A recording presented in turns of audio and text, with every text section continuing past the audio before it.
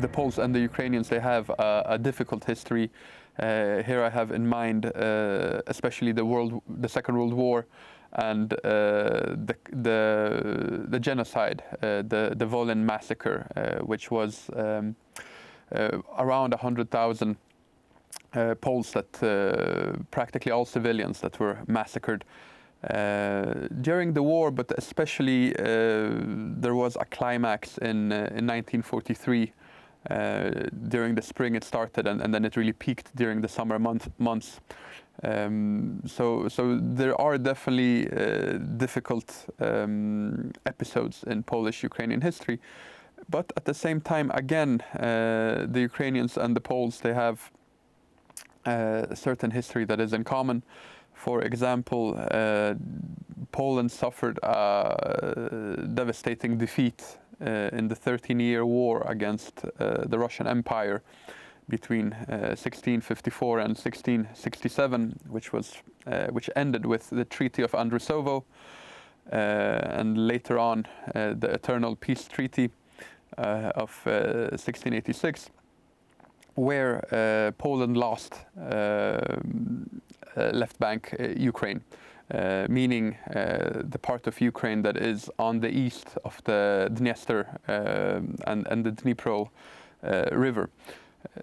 This is the start of Poland's very difficult century and a half, so to say, which culminates or ends really with the third partition in 1795, when Poland disappears from the map.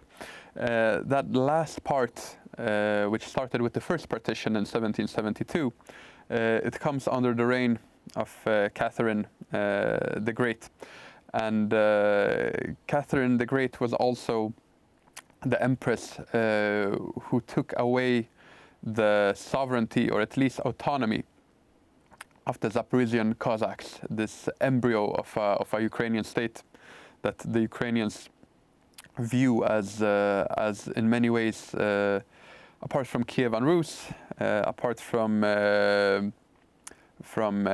Galician Volhynia, they view these Zaporizhian Cossacks as a very important stepping stone on their way to re-establishing, or at least trying to re-establishing their state in 1918, or re-establishing, if we count the Zaporizhian Cossacks, the Hetmanate as a state entity. There are some different schools when it comes to this.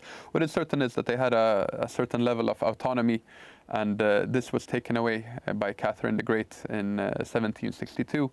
So more or less the same time as the Poles lose their own.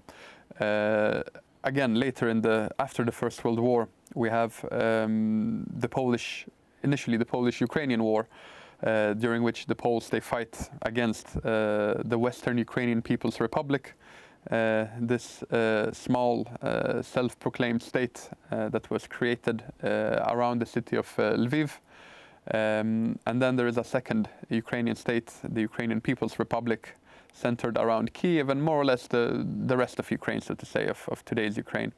And both of these states initially are fighting a war against Poland. There is a dispute over where the border between the two states should be. However, the Poles and the Soviets, the Bolsheviks, they also initiate fighting around 1918, 1919, around the turn of the year, there around New Year's Eve. The first attack is really by the Reds against the Vilnius area, which the Poles consider a part of their state, as it had been a part of the Polish-Lithuanian Commonwealth for centuries up until the partitions.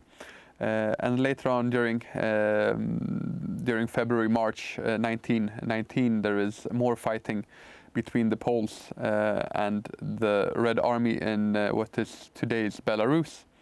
And finally, in the spring of 1920, the Poles, they sign a military treaty with the Ukrainians, and together they continue the war against the Bolsheviks. They push the Red Army back. They take Kiev together. Later on, there is a counterattack. The Red Army reaches Warsaw, but the Ukrainians, especially under Marko Bezruchko, are fighting on the side of the Poles, playing an important role in the defense of Zamość, for example. Adam, sorry, I'm going to have to... The clock in the corner of the room is doing its usual blinking at me, so I'm going to have to ask you to pause there, but fear not, we'll pick it up next time.